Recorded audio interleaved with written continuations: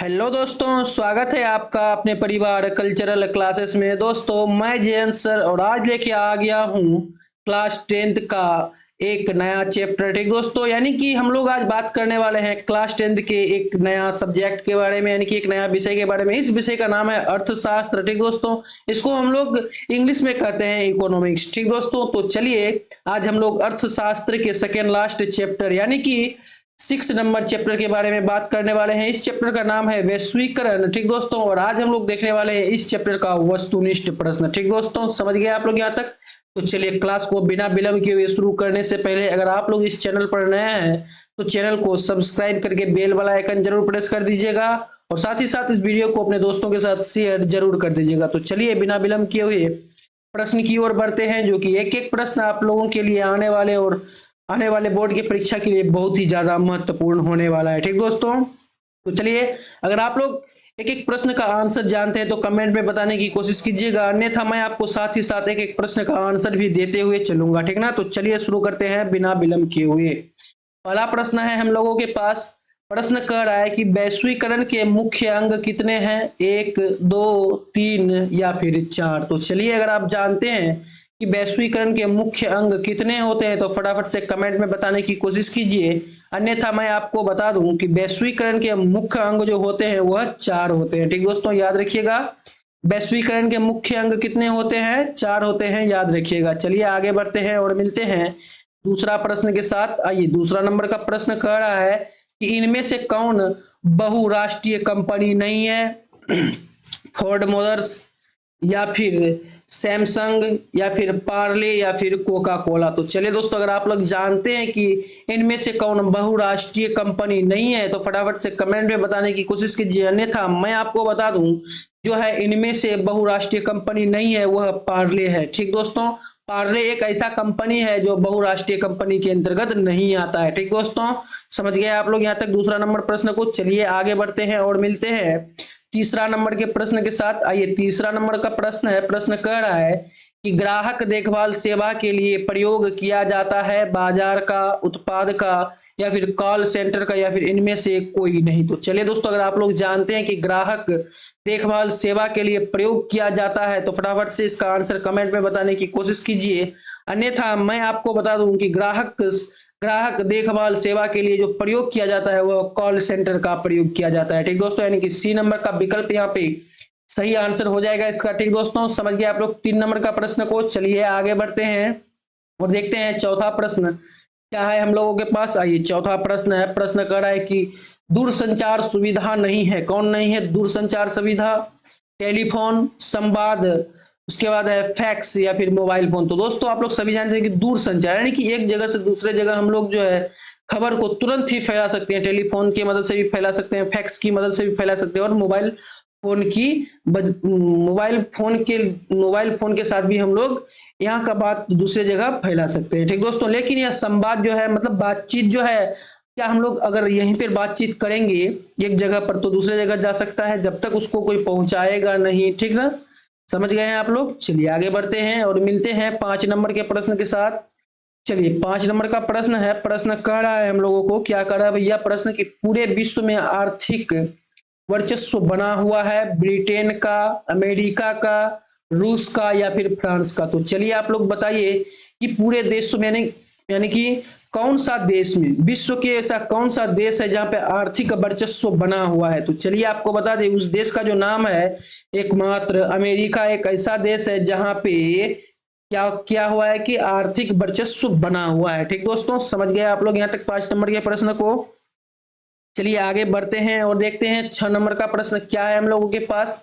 आइए 6 नंबर का प्रश्न है। प्रश्न कर रहा है कि पार्ले समूह के थम थम्स अप और ब्रांड को किस बहुराष्ट्रीय कंपनी ने खरीद लिया? प्रश्न क्या है कि पार्ले समूह के थम्स अप ब्रांड को किस बहुराष्ट्रीय कंपनी ने खरीद लिया? तो दोस्तों कोका कोला यह जो है कंपनी जो है क्या किया है कि पार्ले समूह के थम्स अप ब्रांड को खरीद लिया है। कौन सा कंपनी? Coca Cola company. ठीक दोस्तों, समझ गए आप लोग यहाँ तक? चलिए आगे बढ़ते हैं और मिलते हैं 7 नंबर के प्रश्न के साथ। आइए 7 नंबर का प्रश्न है। प्रश्न कह रहा है कि व्यापार अवरोधक का उपयोग किया जाता है विकास के लिए, वृद्धि या कटौती के लिए, आयात या आयत की मात्रा के लिए या फिर इनमें से कोई नहीं। तो चलिए दोस्तों, अगर आप लोग जानते हैं कि व्यापार अवरोधक का उपयोग किया जाता है, किसके लिए किया जाता है, तो फटाफट से इसका आंसर आप जो है कमेंट में बताने की कोशिश कीजिए। अन्यथा मैं आपको बता दूं, व्यापार अवरोध का जो उपयोग किया जाता है वह विकास के लिए किया जाता है। ठीक दोस्तों, किसके लिए किया जाता है?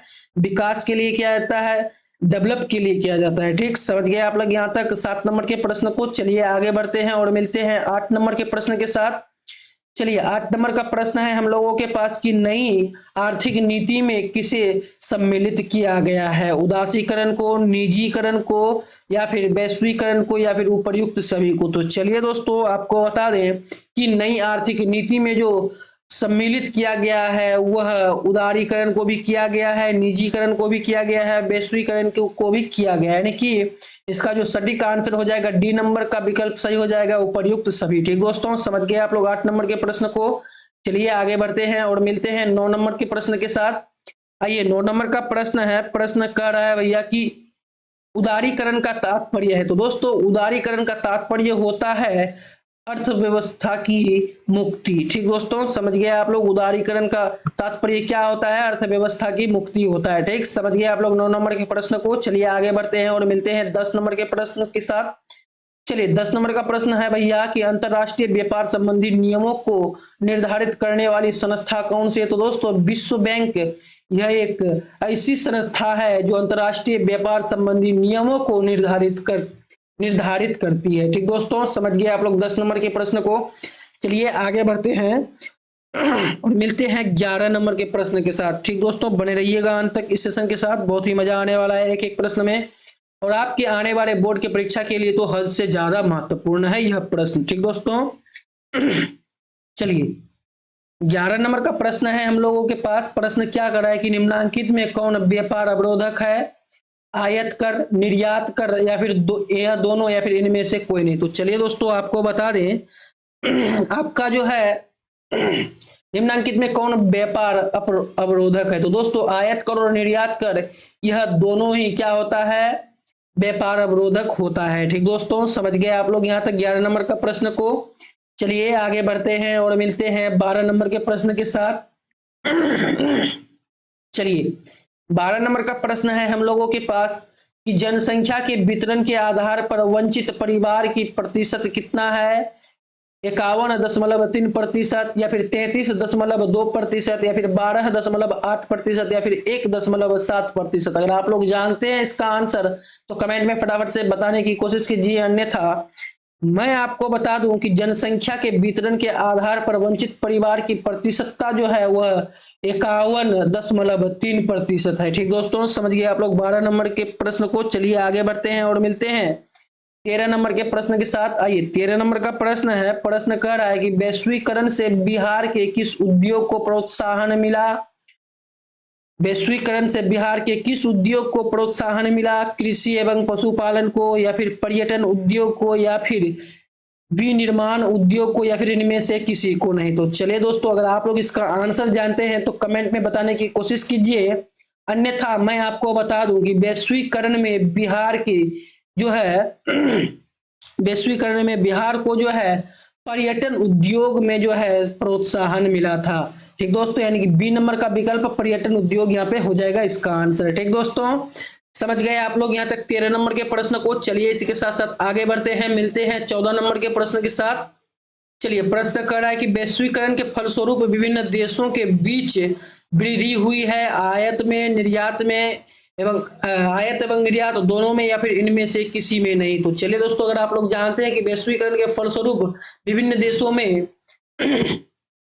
विभिन्न देशों के बीच वृद्धि हुई है, अगर आप लोग जानते हैं इस प्रश्न का उत्तर तो फटाफट से कमेंट में बताने की कोशिश कीजिए। अन्यथा मैं आपको बता दूं कि वैश्वीकरण के फलस्वरूप विभिन्न देशों के बीच जो वृद्धि हुई है वह आयात में और निर्यात में हुई, यानी कि सी नंबर का ऑप्शन है, ए एवं बी दोनों में। ठीक दोस्तों, समझ गए आप लोग यहाँ तक 14 नंबर का प्रश्न को। चलिए आगे बढ़ते हैं और मिलते हैं 15 नंबर के प्रश्न के साथ।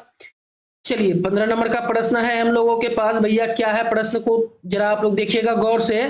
प्रश्न यही है कि राज्य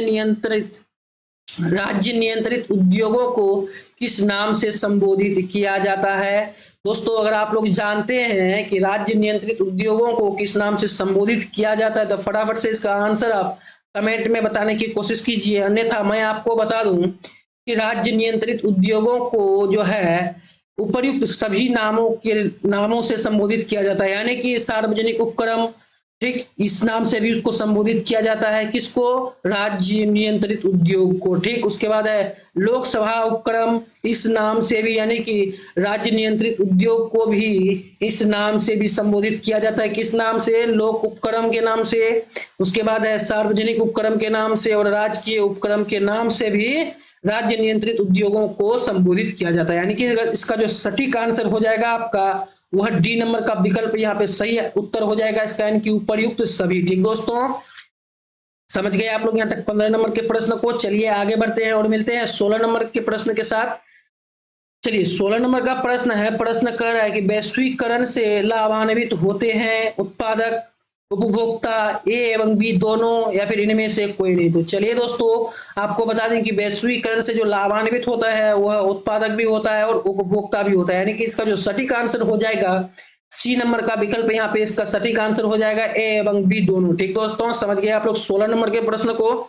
चलिए आगे बढ़ते हैं, मिलते हैं 17 नंबर के प्रश्न के साथ। आइए 17 नंबर का प्रश्न है, प्रश्न बहुत ही प्यारा है।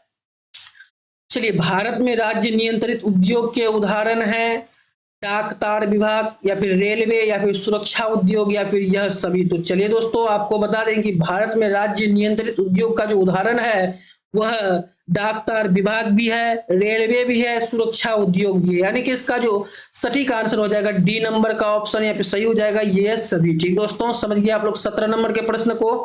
तो चलिए आगे बढ़ते हैं और मिलते हैं 18 नंबर के प्रश्न के साथ। चलिए 18 नंबर का प्रश्न है, प्रश्न कह रहा है कि निम्नांकित में कौन बहुराष्ट्रीय कंपनी है? फोर्ड मोटर्स या फिर कोका कोला या फिर नोकिया या फिर यह सभी। तो चलिए अगर आप लोग जानते हैं कि निम्न में से कौन बहुराष्ट्रीय कंपनी है तो फटाफट से कमेंट में बताने की कोशिश कीजिए, अन्यथा मैं आपको बता दूं कि Ford Motors, Coca Cola, Nokia यह सब जो कंपनी है यह बहुराष्ट्रीय कंपनी के अंतर्गत आता है। ठीक दोस्तों, यानी कि इसका जो आंसर हो जाएगा सटीक आंसर डी नंबर का यह सभी सही हो जाएगा। ठीक दोस्तों, समझ गए आप लोग यहाँ तक। चलिए आगे बढ़ते हैं और मिलते हैं 19 नंबर के प्रश्न के साथ। 19 नंबर का प्रश्न है हम लोगों के पास, प्रश्न कह रहा है कि भारत सरकार द्वारा आर्थिक सुधार संबंधी नवीन आर्थिक नीति अपनाई गई, कब अपनाई गई थी भैया?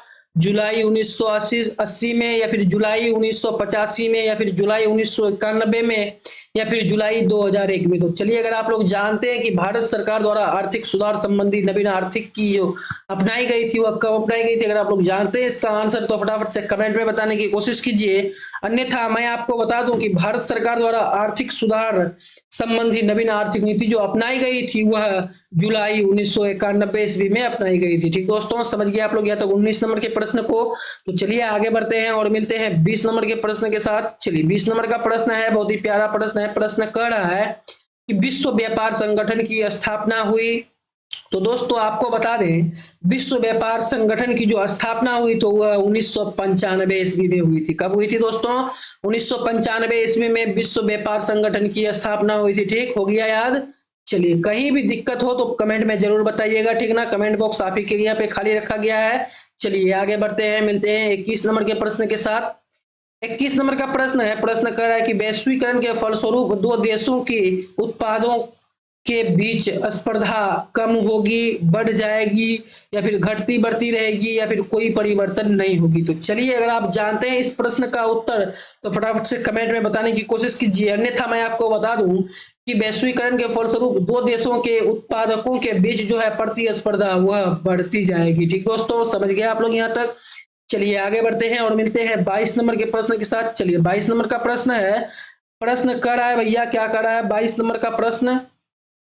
चलिए 22 नंबर का प्रश्न है कि सरकार की नवीन आर्थिक नीति का अंग है। तो दोस्तों आपको बता दें सरकार की नवीन आर्थिक नीति का जो अंग है वह उदारीकरण भी है, निजीकरण भी है, वैश्वीकरण भी है, यानी कि इसका जो सटीक आंसर हो जाएगा आपका डी नंबर का विकल्प इनमें से सभी हो जाएगा। ठीक दोस्तों, समझ गए आप लोग 22 नंबर के प्रश्न को। चलिए मिलते हैं 23 नंबर के प्रश्न के साथ। ठीक ना। चलिए 23 नंबर का प्रश्न है, प्रश्न कर रहा है कि वैश्वीकरण से भारत को क्या लाभ होने की संभावना है। तो दोस्तों वैश्वीकरण से भारत को जो है कुशलता में वृद्धि का लाभ होने का संभावना है। ठीक, उसके बाद जो है रोजगार के अवसरों में वृद्धि होने की संभावना है। ठीक, यह भी संभावना है, और उत्पादक में वृद्धि होने का भी संभावना है। ठीक दोस्तों, समझ गए। यानी कि इसका जो सटीक आंसर हो जाएगा यह सभी। ठीक, यानी कि डी नंबर का विकल्प यहाँ पे आपका सही उत्तर हो जाएगा। ठीक ना, समझ गए आप लोग यहाँ तक 23 नंबर का प्रश्न को। चलिए आगे बढ़ते हैं, मिलते हैं 24 नंबर के प्रश्न के साथ। चलिए 24 नंबर का प्रश्न है, प्रश्न कर रहा है कि वैश्वीकरण से किसके जीवन स्तर में सुधार हुआ है। सभी लोगों के, संपन्न वर्ग के लोगों के, या फिर अकुशल श्रमिकों के, या फिर इनमें से कोई नहीं। तो चलिए दोस्तों, अगर आप लोग जानते हैं कि वैश्वीकरण से किसके जीवन स्तर में सुधार हुआ है तो फटाफट से इसका आंसर कमेंट में बताने की कोशिश कीजिए। अन्यथा मैं आपको बता दूं कि वैश्वीकरण से जो है संपन्न वर्ग के लोगों का जो है जीवन स्तर में सुधार हुआ है। ठीक दोस्तों, समझ गए आप लोग 24 नंबर के प्रश्न को। कहीं दिक्कत नहीं होना चाहिए मेरे ख्याल से। अगर दिक्कत है तो कमेंट में फटाफट से बताने की कोशिश कीजिएगा। ठीक ना, चलिए आगे बढ़ते हैं, मिलते हैं 25 नंबर के प्रश्न के साथ। चलिए 25 नंबर का प्रश्न है, प्रश्न कर रहा है कि निम्नांकित में कौन सी संस्था वैश्वीकरण के विस्तार में सहायक जुड़ी है, यानी कि जुड़ी हुई है। ठीक ना, चलिए प्रश्न फिर से पढ़ रहे हैं कि निम्नांकित में कौन सी संस्था है जो वैश्वीकरण के विस्तार में सहायक हुई है। अंतरराष्ट्रीय मुद्रा कोष, विश्व बैंक, या फिर विश्व व्यापार संगठन, या फिर इनमें से सभी। तो चलिए दोस्तों, इसका जो आंसर हो जाएगा, यानी कि यह जो है अंतरराष्ट्रीय मुद्रा कोष, विश्व बैंक, या फिर विश्व व्यापार संगठन, यह तीनों का तीनों जो है आपका तीनों का तीनों संस्थान है वह वैश्वीकरण के विस्तार में सहायक हुई है। ठीक दोस्तों, समझ गए आप लोग। यानी कि इसका जो सटीक आंसर हो जाएगा और सही आंसर हो जाएगा डी नंबर का ऑप्शन आपका यहाँ पे सही हो जाएगा, इनमें से सभी। ठीक, समझ गए आप लोग यहाँ पे 25 नंबर के प्रश्न को। चलिए आज के इस सेशन का सेकेंड लास्ट प्रश्न के साथ हम लोग मिलते हैं। चलिए सेकेंड लास्ट प्रश्न है हम लोगों के पास, क्या है भैया, ध्यान दीजिएगा जरा। प्रश्न बहुत ही प्यारा है, प्रश्न कर रहा है कि बहुराष्ट्रीय निगमों द्वारा दूसरे देशों में निवेश का सबसे सामान्य तरीका क्या है। नए कारखाने की स्थापना, या फिर स्थानीय कंपनियों को खरीद लेना, या फिर स्थानीय कंपनियों से साझेदारी करना, या फिर इनमें से सभी। तो चलिए, अगर आप लोग जानते हैं इस प्रश्न का आंसर तो कमेंट में बताने की कोशिश कीजिएगा। अन्यथा मैं आपको बता दूं कि बहुराष्ट्रीय निगमों द्वारा दूसरे देशों में निवेश का सबसे सामान्य तरीका होता है स्थानीय कंपनियों को खरीद लेना। ठीक दोस्तों, समझ गया आप लोग यहाँ 26 नंबर के प्रश्न को। अगर कहीं भी दिक्कत हो तो कमेंट में जरूर बताइएगा। चलिए आगे बढ़ते हैं और देखते हैं 27 नंबर का प्रश्न, यानी कि आज के इस सेशन का अंतिम प्रश्न है हम लोगों के पास। चलिए अंतिम प्रश्न है, और इस अंतिम प्रश्न को भी आप लोग उसी शानदार तरीके से पढ़ेंगे। ठीक ना, चलिए 27 नंबर का प्रश्न है, प्रश्न कर रहा है कि वैश्वीकरण को प्रोत्साहित करने वाले कारकों में कौन सर्वाधिक महत्वपूर्ण है। परिवहन प्रौद्योगिक विकास, या फिर विपणन, क्या है, जी हाँ, विपणन प्रणाली में सुधार, या फिर सूचना एवं संचार प्रौद्योगिक का विकास, या फिर बैंकिंग सेवाओं का विकास। ठीक दोस्तों, समझ गए आप लोग यहाँ तक। तो चलिए, अगर आप लोग जानते हैं 27 नंबर के प्रश्न का आंसर तो चलिए फटाफट से कमेंट में बताने की कोशिश कीजिएगा। अन्यथा मैं आपको बता दूं कि वैश्वीकरण को प्रोत्साहित करने वाले कारक जो है सर्वाधिक महत्वपूर्ण है किसके लिए, तो सूचना एवं संचार प्रौद्योगिकी का विकास के लिए। ठीक दोस्तों, समझ गए आप लोग यहाँ तक 27 नंबर का प्रश्न को बहुत ही शानदार तरीके से। ठीक, तो चलिए दोस्तों, आप लोग जो है मन लगा के अपने पढ़ाई को जो है जारी रखिए। तो यह जो पीडीएफ है आपको नीचे डिस्क्रिप्शन बॉक्स में मिल जाएगा, जाइए जाके अवश्य डिस्क्रिप्शन बॉक्स से पीडीएफ को डाउनलोड कीजिए और शानदार तरीके से अपने पढ़ाई को जो है जारी रखिए। तो चलिए दोस्तों, अगर कहीं भी आपको प्रश्न का आंसर बनाने में दिक्कत हो तो टेंशन नहीं लेना है। यहाँ पे देखिए, यहाँ पे सब जुगाड़ आपका जो है लगा दिया गया है। ठीक ना, एक एक प्रश्न का आंसर यहाँ पे शानदार तरीके से दिया गया है। ठीक दोस्तों, समझ गए आप लोग यहाँ तक। तो चलिए, अगर आप लोग यहाँ तक वीडियो को देख चुके हैं तो इस वीडियो को कर दीजिए लाइक। ठीक दोस्तों, तो चलिए आज के क्लास को हम लोग यहीं पे समाप्त करते हैं। फिर मिलते हैं कल नए उमंग और उत्साह के साथ और एक नए चैप्टर के साथ। तब तक के लिए सभी दोस्तों को राधे राधे।